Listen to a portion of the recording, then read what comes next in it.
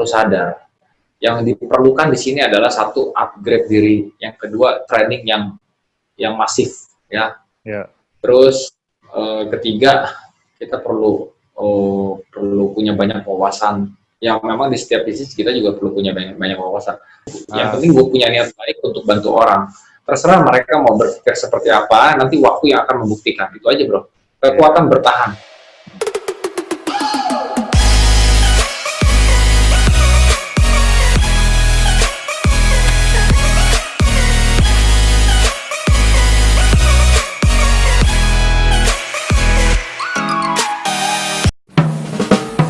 Yo Edaners, thank you. Kembali lagi di channel ini. Bagi yang baru datang, saya ucapkan selamat datang. Jangan lupa di subscribe, kasih komentar untuk channel ini supaya lebih baik lagi. Dan bagi yang sudah beberapa kali hadir, silakan isi komentar ingin menghadirkan siapa, profesinya sebagai apa, coba nanti dikondisikan. Bagi teman-teman yang baru hadir, channel ini akan menghadirkan berbagai macam cerita atau pengalaman dari teman-teman yang menjalani suatu profesi. Tentu saja mereka tidak instan atau tidak mudah untuk mendapatkan profesi yang mereka jalani saat ini. Dan untuk episode kali ini, saya akan ngobrol bersama teman saya yang berprofesi sebagai financial educator. Nah, apa itu financial educator? Kenapa dia memilih jalan sebagai financial educator? Yuk kita ngobrol bersama Aditya Hanjaya.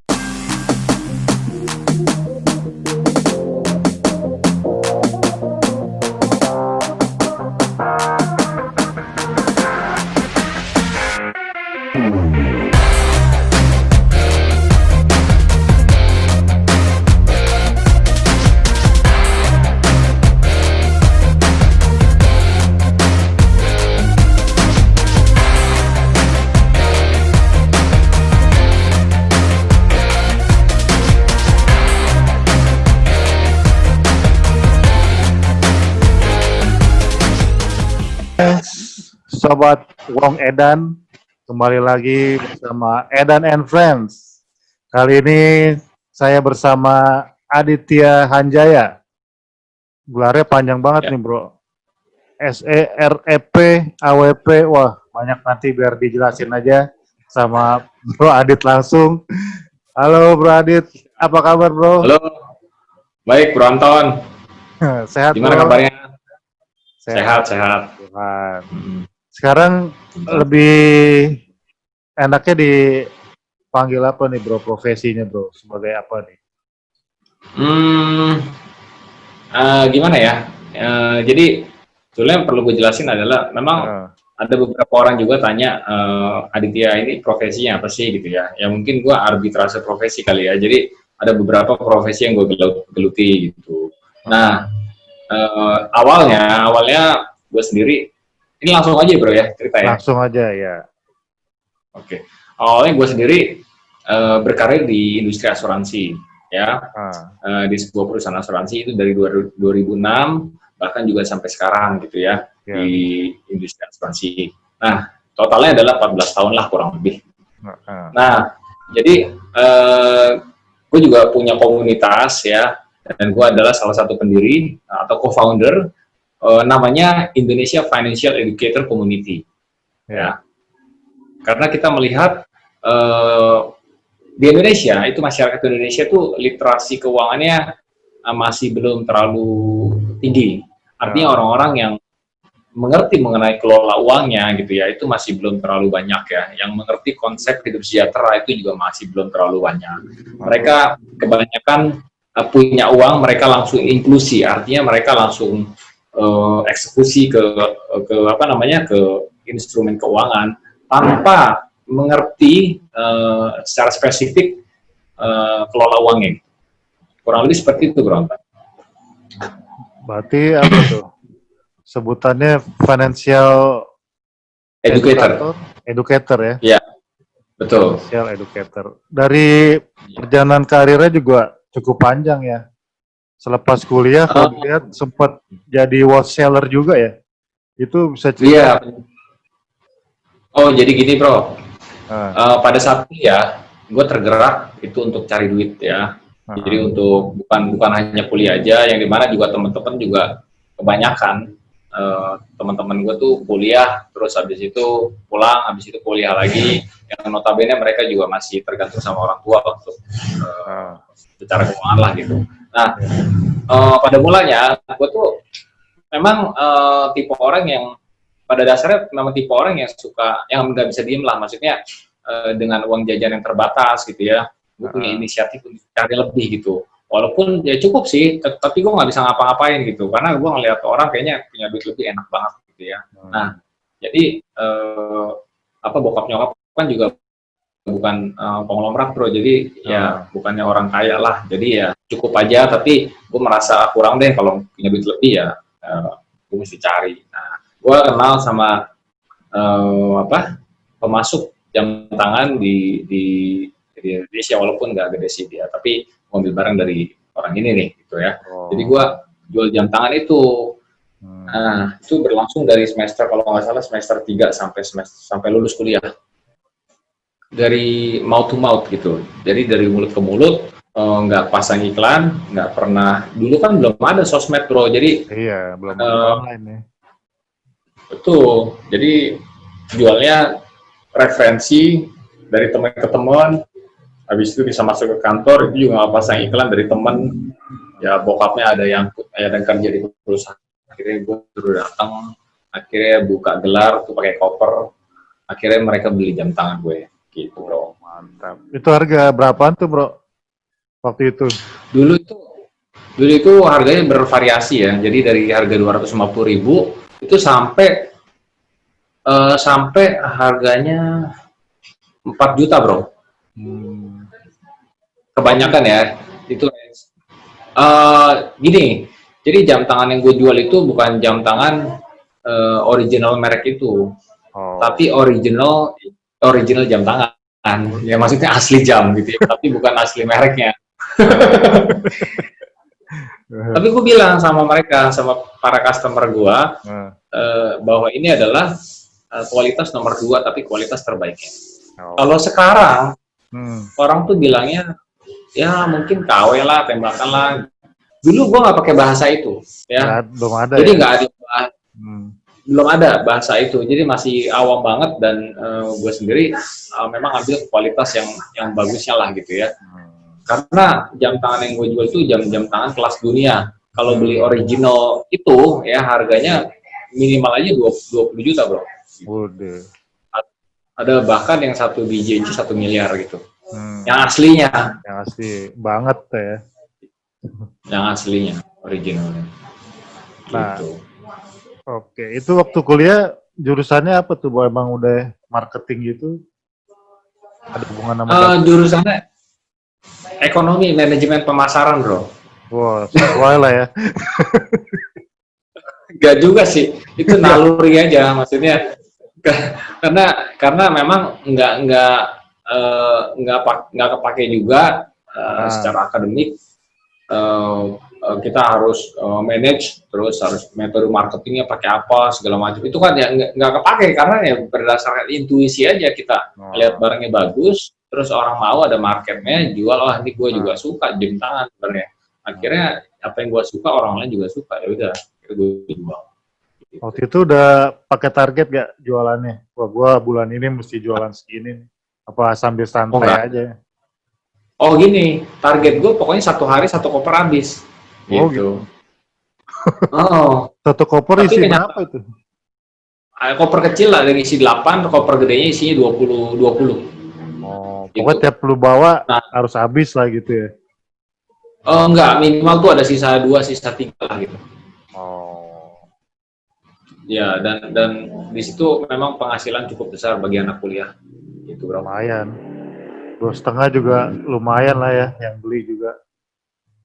Terus dari satu anak kuliah, anak cuma mampu mereka beli yang harganya sekitar 250.000 sampai 500.000, Bro. Jadi gua kurang lebih untungnya itu 50.000 sampai 100.000 untuk anak kuliah. Iya. Nah, tapi di samping itu mereka punya orang tua yang mereka punya jabatan bagus di kantor, mungkin direktur atau GM gitu ya. Kira gue diundang ke kantor, tapi gue jualnya bukan jam tangan yang 500 ribuan itu, bukan yang 2,5, tapi gue jualnya ada kualitas di atasnya itu lagi. Itu orang bilang dulu bilangnya apa ya? Kalau sekarang bilangnya itu mungkin ya KW super premium atau apa lah, gue nggak bilang istilah itu. Nah, yang jelas ini kualitas pertamanya yang terbaiknya, bukan original bro. Gitu. Iya. Oke. Tetap gue bilang ini bukan asli. Dari jam tangan langsung beralih ke handphone nih bro ya? Seluler. Iya betul. Itu kenapa bro? Udah bosen kah di jam tangan? Atau wah udah punya semua nih? Ganti handphone. Gini, jadi pada saat itu kita punya apa namanya? Apa ya bilangnya? Distributor. Bukan dulu cara berpikirnya adalah punya mindset bahwa orang kalau mau bisnis itu mesti punya toko gitu. Dulu ya. Tapi kan sebenarnya kenyataannya enggak. Banyak kok sekarang bisnis nggak punya toko, nggak kelihatan tapi punya omset gede itu. Nah dulu itu cara berpikir lama bro. Jadi kalau mau punya usaha mesti ada wujudnya gitu, baru kelihatan itu usaha. Gitu. Akhirnya karena jam tangan itu kita lihat toko mana sih yang rame. Pada saat itu toko handphone di mata gua bro, itu rame selalu. Sedangkan toko jam sepi bro. Iya benar. Gitu. Jadi paling datang 2-3 orang ke situ. Lah, sedangkan toko handphone dikerubutin orang. Mau yang servis apa beli tetap ngerubung tuh ya dia. Tuh, padahal untungnya kecil. Satu handphone baru aja bisa untung 25.000 doang. Gitu. Malah lebih parah lagi pernah untung 5.000 bro. Itu sistem jualnya sama apa lu buka toko nih waktu handphone? Kalau handphone itu buka toko, buka toko di sebuah mall di Jakarta Timur. Akhirnya kita handphone baru nggak stok barang karena di situ ada distributornya. Yang kita stok itu handphone second sama aksesoris gitu ya. Nah di situ ada calon pembeli yang cari handphone second ya, kebanyakan juga banyak yang cari handphone second juga. Nah itu untung yang lumayan besarnya di situ. Handphone baru cuma 5.000, 10.000 lah. Itu juga bagus. Banyak. Parah bro, memang. Masih jalan sampai sekarang apa udah nggak? Udah enggak. Itu hanya bertahan 1 tahun lamanya bro. Oke. Tapi udah target-target udah tercapai apa dari lu jual handphone? Dari jual handphone nggak ada. Itu yang ada boncos. Sama sekali nggak ada capai apa-apa. Jadi memang itu apa ya? Salah satu usaha yang nggak jalan. Sebelum bangkrut, gue keluar dulu. Padahal mah bangkrut. Istilah doang. Gitu. Terus dari parah kalau handphone. Nah itu tapi lu belum sempat kerja kantoran gitu nggak ya? Belum. Oh nggak pernah. Sama sekali bro. Nggak pernah ngerasain dapat gaji gue. Oke. Nah dari jualan jam handphone langsung ke bisnis kuliner ya bro? Os Cafe. Sunset di Bali. Gini, ini itu sih sebenarnya 2018 ya. Sebetulnya dari handphone itu masih banyak lagi bisnis. Gue pindah ke bisnis asuransi langsung. Langsung. Pada saat itu. Dari lulus kuliah, toko handphone gue tutup, gue full time di industri asuransi. Ya, yang pada saat itu industri asuransi itu belum banyak ya yang jalanin. Terus gue lihat punya jenjang karir yang oke, yang bagus, kita juga bisa bantu orang, terus kita juga bisa berikan pelayanan ya, terus bisa buka paradigma atau cara berpikir orang gitu ya, bahwa ini adalah bermanfaat ya, gitu. Akhirnya gue jalanin gitu ya sampai sekarang. Nah itu yang kafe di Bali itu Bikos ya, itu tahun 2018. Itu baru ya. Belum lama ya. Nah ya, waktu jadi kepikiran jadi itu yang ada yang ngajak apa lu lihat-lihat apalagi nih ya yang gue ikutin nih ya, lihat-lihat referensi gitu, apa ada yang ngajak dulu, apa lu ngelihat seseorang berhasil dengan apa pekerjaan itu, bro? Yang di mana, bro? Yang asuransi. Yang asuransi. Oh, oke. Yang asuransi ini sebenarnya cukup unik cara gue bergabung ya di industri ini. Gitu karena gue kenal sama temen gue satu orang ya, dia adalah pembeli jam tangan gue yang sangat loyal pada saat itu. Oke. Ya, dia bilang, lu main ke kantor gue aja gitu. Akhirnya gue ke kantor. Untuk apa? Untuk jualan jam tangan. Nah, akhirnya gue lihat ternyata ada beberapa orang yang beli dan itu lumayan laku. Nah, yang gue pikirin hanya satu. Wah, berarti boleh juga nih sekian banyak orang di kantor asuransi. Kalau semuanya beli jam tangan gue lumayan juga nih gitu. Pada saat itu sebenarnya dari kuliah itu gue punya penghasilan kurang lebih sekitar 15 sampai 20 juta sebulan, bro. Dari jam tangan. Nah, di situ gue udah mulai ketagihan. Ternyata dagang itu enak ya, gitu dibandingin kerja di kantor. Okay? Nah, akhirnya gue berusaha gimana caranya jam tangan ini laku. Akhirnya gue gue masuk ke kantor asuransi tersebut. Nah, temen gue cuma bilang satu hal, lu kalau mau jam tangan lu laku, gitu ya, lu bergabung aja di sini. Gitu. Ya, gitu. Dan gue kan tanya gitu, karena ada beberapa yang beli jam tangan gue yang harganya mahal, yang pada saat itu ada yang mungkin yang 4 juta, ya kurang lebih segitulah. Itu kan tahun segitu, tahun 2006 ya, itu lumayan gede, bro. Ya, uang segitu. Lalu gue tanya, ini penghasilan si bapak itu berapa, bro? Gitu. Katanya 150 juta pada saat itu.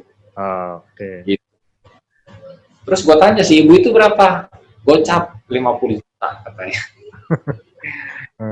Gue bingung, ini orang kok di asuransi gede-gede amat gajinya ya, gitu. Nah, karena gue udah pernah ngerasain duit yang lumayan, akhirnya gue tanya sama teman gue bisa nggak jadi kayak mereka? Gitu.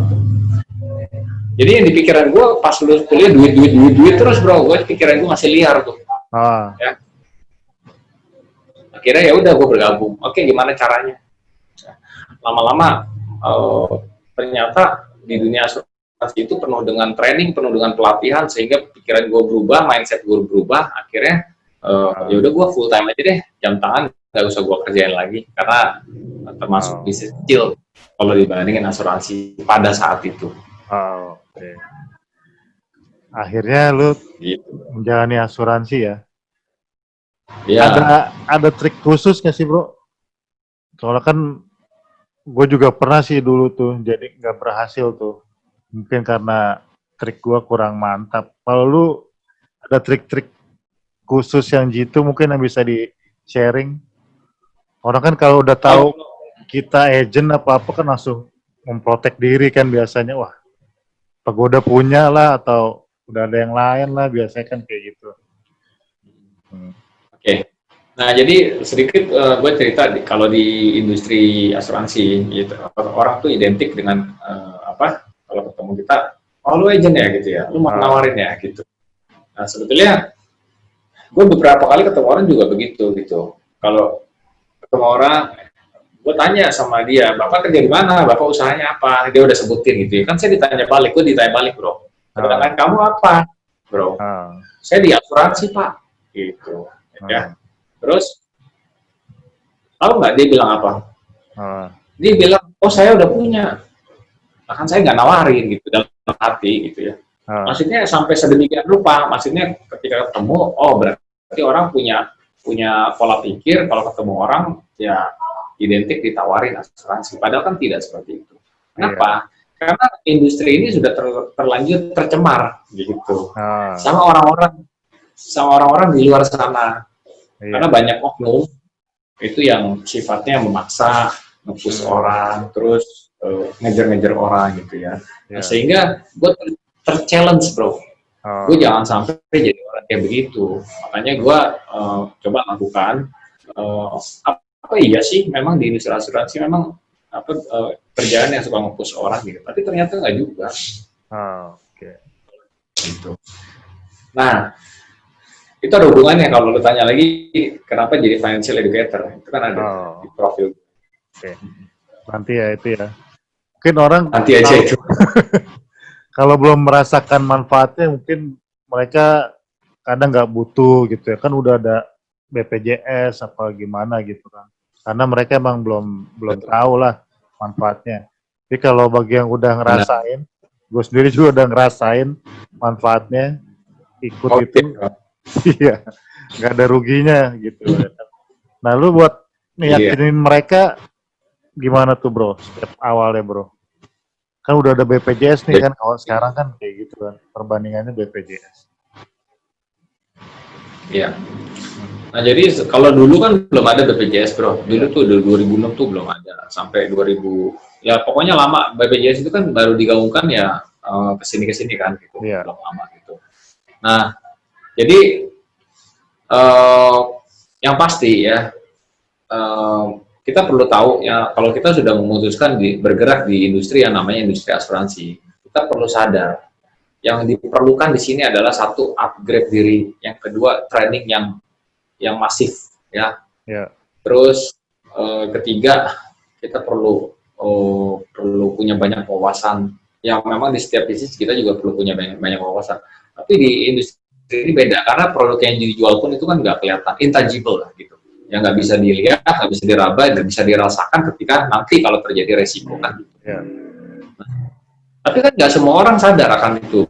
Makanya tugas kita untuk menyadarkan mereka gitu. Bagaimana kita untuk membangun self awareness-nya mereka gitu, membangun kesadarannya agar sebetulnya ini penting loh buat kamu gitu, buat Anda gitu. Nah itu makanya diperlukan satu kapasitas, diperlukan satu skill dan knowledge yang luar biasa.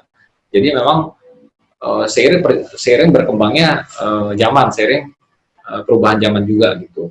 Karena contohnya misalnya ya, setiap tahun juga biaya rumah sakit juga naik gitu. Terus penyakit juga macam-macam, ada lagi penyakit baru. Terus ke depan lagi nanti ada juga wabah baru lagi. Gitu. Zaman udah berubah, makanya kita perlu update terus itu. Memang ya itu tantangan sih bro, kalau ditanya gimana cara meyakinkan orang. Itu kalau A to Z diterangin memang panjang, karena itu bagian dari knowledge sama skill. Itu yang penting punya niat baik bro. Yang penting gue sendiri ya, yang penting gue punya niat baik untuk bantu orang. Terserah mereka mau berpikir seperti apa, nanti waktu yang akan membuktikan. Itu aja bro, kekuatan bertahan. Benar. Yang penting niat kita nyampein kabar baik itu ya bro. Betul. Kadang kan orang lihat bonusnya aja, jadi sehingga memaksa diri, memaksa kliennya untuk ikut gitu kan. Karena lihat bonusnya doang tuh biasanya orang. Iya, lihat komisinya, lihat bonus. Komisinya, gitu ya. Bonus, target-target. Nah, sasaran pertama lu waktu lu jadi agent siapa bro? Teman-teman kuliah dulu kah, atau yang lu pernah beli jam lu, atau gimana tuh waktu itu yang dalam pikiran lu? Nah, jadi sasaran pertama gua adalah memang customer jam tangan gua bro, tepat sekali itu. Ya. Nah, jadi pada saat itu gue punya beberapa pembeli jam tangan yang memang yang notabene mereka gue tahu mereka adalah orang-orang penting sebetulnya. Mereka orang yang punya dampak buat perusahaan ya. Contohnya pemilik perusahaan gitu. Tapi heran ya gue ditemukan orang-orang yang humble bro ya. Artinya mereka bisa lo beli jam yang puluhan juta bahkan ratusan juta, bisa mampu mereka. Tapi ngelihat gue berkeliaran di jalanan, lagi bukan di jalanan sih, di satu tempat ya, lagi lewat gitu, dan gue diperkenalkan sama ada seseorang ya, yang notabene dia juga kakak gue gitu, ngalahin sama bosnya gitu. Ini Pak, ini saya adik saya nih jual jam tangan gitu, dan itu matanya ini berapa nih gitu, ya gue sebutin ini harganya segini Pak. Oke, saya beli, udah nggak ada nawar, nggak ada apa-apa. Oke, akhirnya karena gue punya keinginan untuk jalin hubungan selalu sama orang, bro, ya. Walaupun nanti ujungnya mereka mau beli lagi atau tidak itu urusan belakangan. Yang penting gue punya teman yang banyak, ya. Dan gue juga sangat percaya diri pada saat itu, walaupun gue anak kuliahan, tapi gue juga percaya diri untuk masuk ke mereka, ke mungkin ya direktur atau komisaris ya gitu. Pertama sih deg-degan, bro. Apa sih seorang Aditya gitu hanya sebutir debu yang tidak maksudnya yang nggak ada apa-apanya dibandingin mereka lah gitu kan, mereka udah orang. Tapi mereka ya, itu teks gue ditemukan oleh orang-orang yang humble, padahal mereka juga punya kekuatan financial yang bagus, tapi kenapa mau beli produk gua gitu, nggak tahu apa yang mereka lihat dari gua. Oke. Padahal dari keluarga bokap nyokap nggak ada yang di bisnis ini asuransi ya, baru lu doang ya. Oh iya, tadi ini gue ceritain tadi kan, nah itu pada saat itu gue tadi lo tanya kan yang ditawarin siapa, itu pertama kali duluan, Pak saya sekarang di asuransi gitu. Gitu. Boleh nggak saya nanti ngobrol Pak? Oh iya datang aja ke kantor, gue juga nggak tahu kenapa dia percaya gitu. Boleh katanya. Okay. Nah saya sekarang di perusahaan asuransi Pak, nah ini produknya gitu ya. Oke. Dia bilang ya udah buatin aja segini gitu ya, segini pun nilai gede. Jadi akhirnya nggak lama udah langsung teken, akhirnya diproses. Nah itu jadi klien pertama gue di asuransi. Oke. Nah itu yang di keluarga nggak ada yang keluarga nggak ada bisnis asuransi ya. Ada. Akhirnya lu bikin apa tadi, financial educator ya bro ya? Itu sebelumnya apa? Ini ya bikin sebenarnya gue bersama teman-teman mendirikan komunitas itu namanya Indonesia Financial Educator Community. Ya. Jadi kita melihat bahwa di industri asuransi aja tidak cukup. Kenapa? Karena banyak terjadi fraud atau kecurangan di industri kita, ya. Industri keuangan yang paling banyak fraudnya adalah di industri asuransi dari kacamata gitu. Ya, bahwa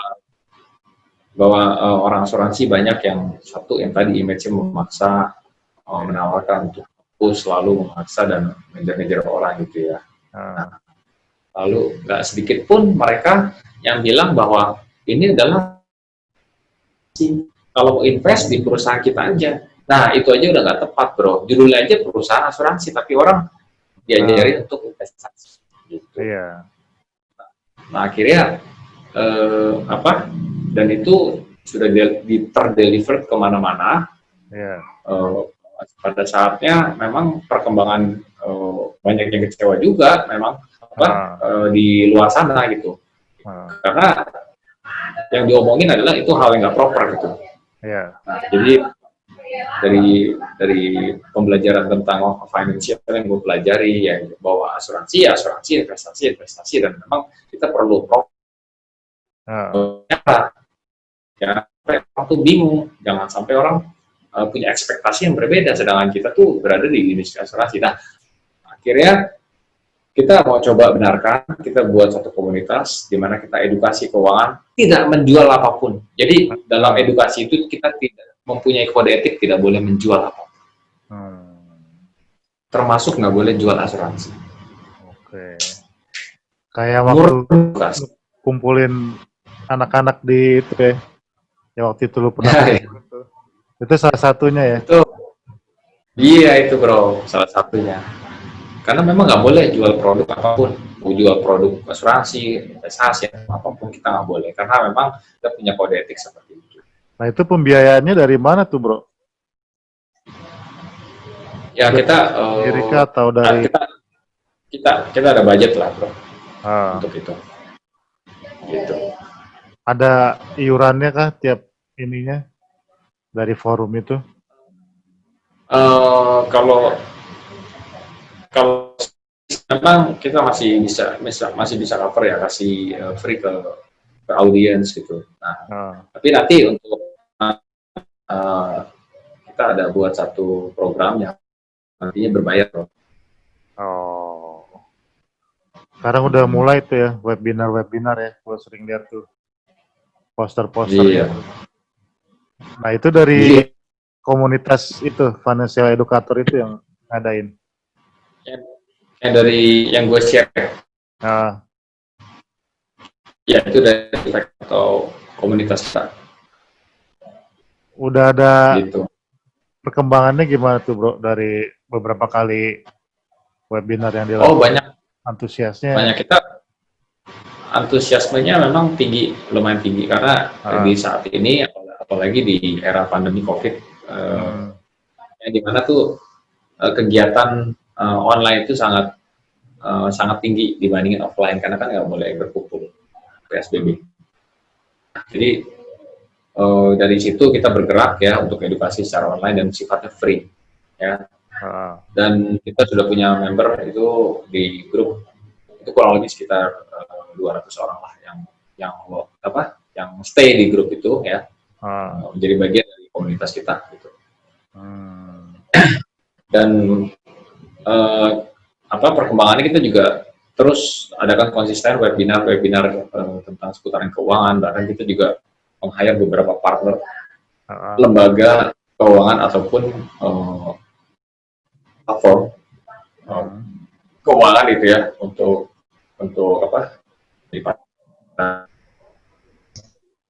ya pokoknya instrumen keuangan yang nantinya bisa ditindaklanjuti lah gitu. Oke. Berarti terima callingan juga ya kalau perusahaan pengen manggil nih, wah keuangan gue berantakan nih, gue pengen panggil financial educator. Biasanya gini, bukan perusahaan ya, tapi karyawan di perusahaan tersebut. Karena kalau kita sebagai financial educator itu kita mengedukasi kelola keuangan pribadi, bukan perusahaan. Oh, pribadi ya. Panggil oleh beberapa company juga untuk untuk memberikan materi keuangan pribadi kepada para karyawannya di perusahaan tersebut. Tapi pernah gitu bro, dipanggil khusus untuk company gue berantakan nih keuangannya nih. Bisa pernah ya. Pernah, tapi biasanya gue merekomendasikan seorang financial controller, yaitu teman gue, ada partner gue sih. Gitu. Karena kita lebih ke arah tuh pribadi. Gitu. Bukan nggak mungkin, karena kita juga punya beberapa partner juga untuk ke arah sana. Gitu. Terus kalau lembaga pemerintahan sendiri udah diakui legalitasnya ini bro, komunitas ini, atau emang independen, pengennya independen terus atau? Jadi gini, kita juga udah kita punya merek sendiri dan sudah diresmikan gitu ya. Itu kan di merek atau paten itu biasanya gitu. Dan kita sudah diresmikan lah. Kan udah legal ya. Sudah legal. Jadi memang mestinya nggak ada orang yang pakai gitu. Oke. Terus sekarang ini associate wealth planner. Ini lebih ke mana nih bro? Itu associate wealth planner itu sebenarnya sertifikasi untuk financial planning juga, itu di tingkat yang mungkin ya yang lebih sederhana lah gitu. Jadi namanya AWP gelarnya, julukannya associate wealth planner. Berarti lu itu ngeluarin sertifikat juga kan dengan training yang lu lakukan? Ya. Itu juga termasuk karena kita juga salah satu kami salah satu orang yang bisa mengeluarkan sertifikasi bagi orang yang ikut AWP atau Associate Wealth Planner itu. Apa aja tuh mereka mau belajar? Yang lu keluarin bro? sertifikatnya? Itu, Wak.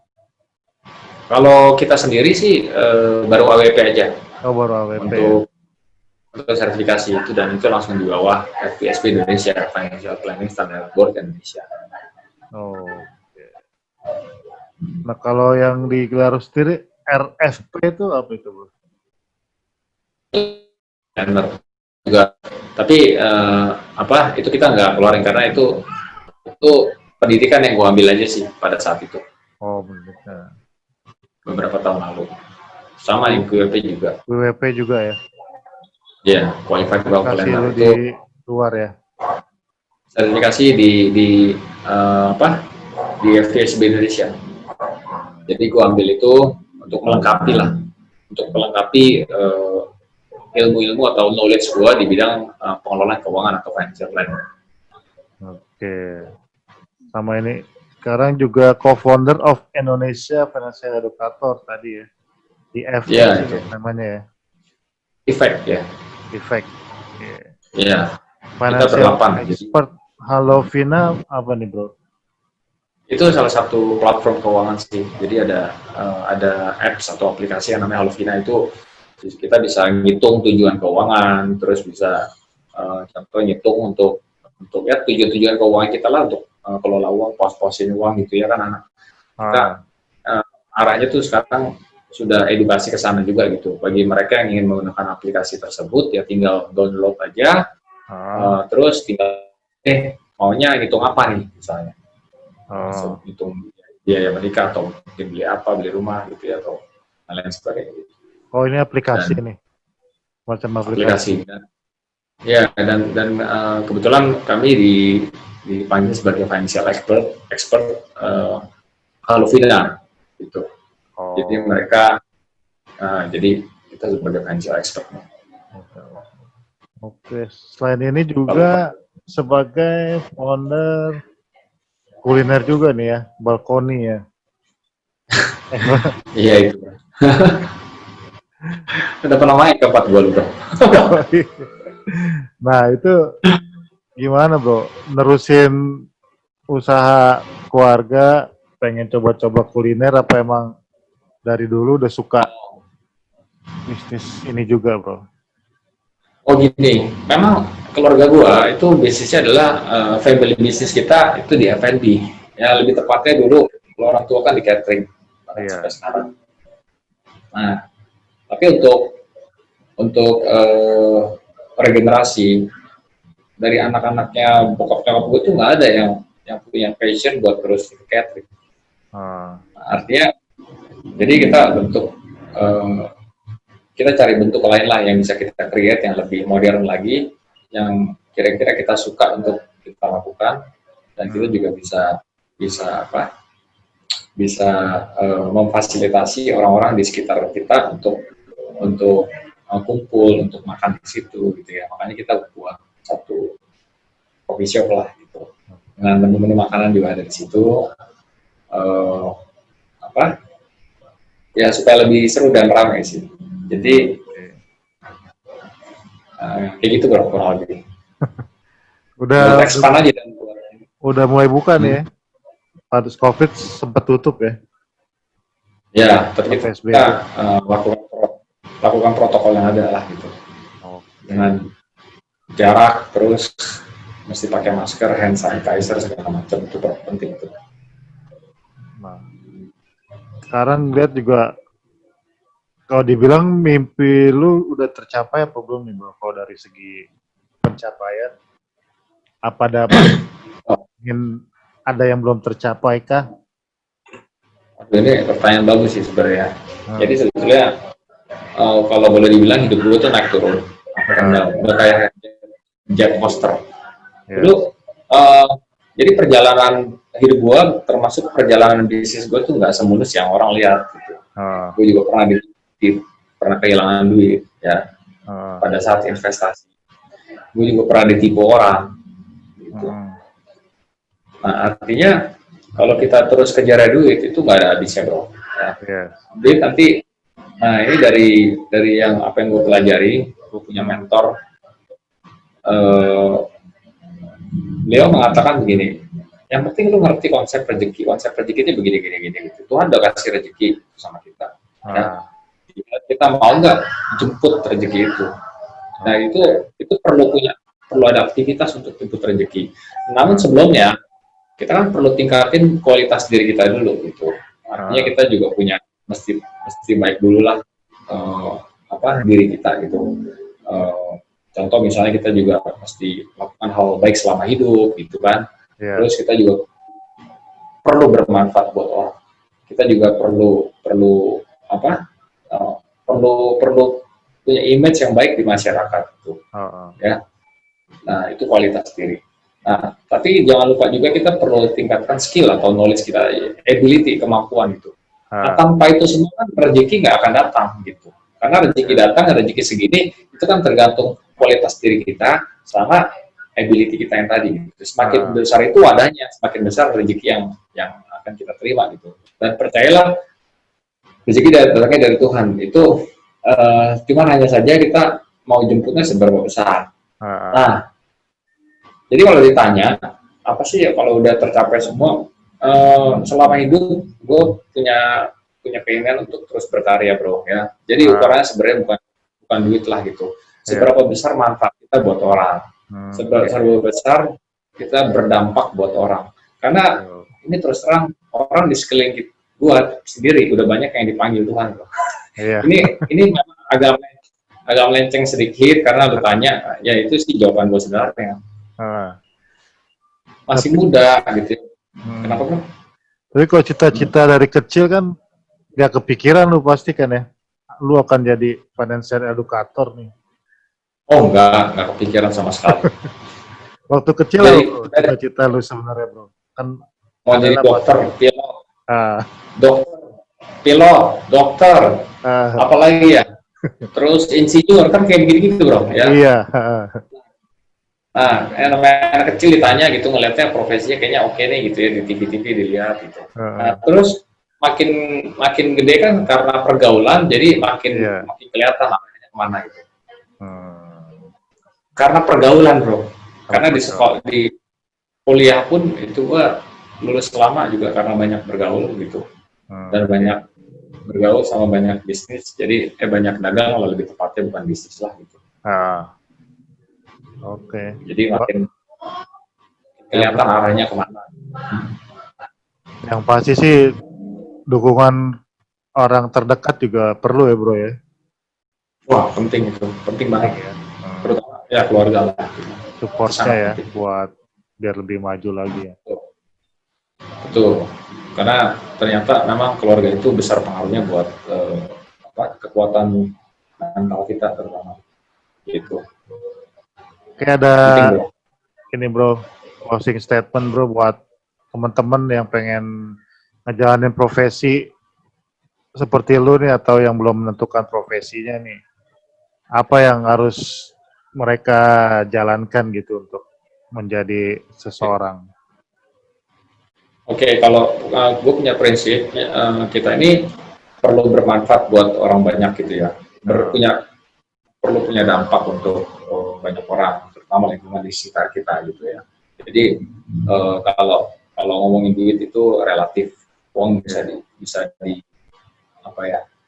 Ya semua tuh bukannya uang segala-galanya, tapi memang segala-galanya kan butuh uang. Uang itu penting sebagai fundamental kita, bahkan fundamental dalam kehidupan berkeluarga gitu. Tapi yang paling penting adalah seberapa kita tuh berdampak dan bermanfaat bagi lingkungan sekitar. Apapun yang kita lakukan ya. Ini mesti ke arahnya sana gitu. Jadi makanya rezeki jangan takut ya, itu Tuhan yang atur. Kita yang penting lakukan sebaik-baiknya. Terus yang penting punya niat untuk punya kontribusi dalam hidup banyak orang. Pasti udah ngikut tuh ya, pasti ya rezeki ya. Yang penting kita jangan mikirin diri sendiri dulu ya kan bro. Kita juga harus berdampak. Nah itu penting. Penting, betul. Karena hidup itu bukan buat diri sendiri gitu ya. Jadi banyak pihak yang perlu kita support justru. Jadi makanya yang perlu kita punya tuh mindsetnya adalah bukan mindset menerima tapi memberi. Apa yang bisa gue bantu? apa yang bisa gue beri. Bukan apa yang bisa kita minta, tapi apa yang bisa kita beri. Sama image dengan nama baik itu juga penting bro ya. Kalau nama tercemar itu kan susah lagi kan buat ngebalikinnya. Wah, image-nya sih ini begini nih. Pasti orang udah ngindar dulu tuh, dengar namanya aja udah males ya kan. Apalagi betul, itu bener banget ya. Jadi hati-hati dengan nama baik ya. Makanya kita perlu lakukan dalam hidup ini sebaik-baiknya, jadi manusia gitu ya. Jadi jangan sampai nama baik kita tuh jadi nggak bagus, karena sekalinya nggak bagus itu ke depan udah susah untuk dipercaya orang. Oke. Thank you Bro Adit untuk Sobat Edaners. Obrolan yang bermanfaat sekali. Thank you buat waktunya. Kapan kita sama bro. Kalau ada topik baru boleh di-sharing-sharing lagi bro. Siap. Nah kalau mau hubungin lu bisa lihat di mana bro? Di IG atau website? Boleh, kalau mau hubungi gua mungkin bisa lihat di IG gua di aditya.hanjaya sih. Mungkin ini gua belum siapin nih, nggak pakai slide nih. Oh nggak apa-apa, nanti gua tempel. Aditya adhita.hanjaya itu di IG gua. Oke, yang mau tanya-tanya sharing seputaran finansial juga bisa bro ya, langsung DM ya. Boleh. Siap, boleh. Okay. Nomor telepon juga boleh di-share. Siap. Itu dia Sobat Edaners, salah satu Wong Edan juga nih. Sip. Oke. Thank you bro. Sukses terus buat bisnisnya, usahanya, keluarganya. Sehat selalu. Sama-sama bro Edan. Salam yo. Thank you. Sukses selalu.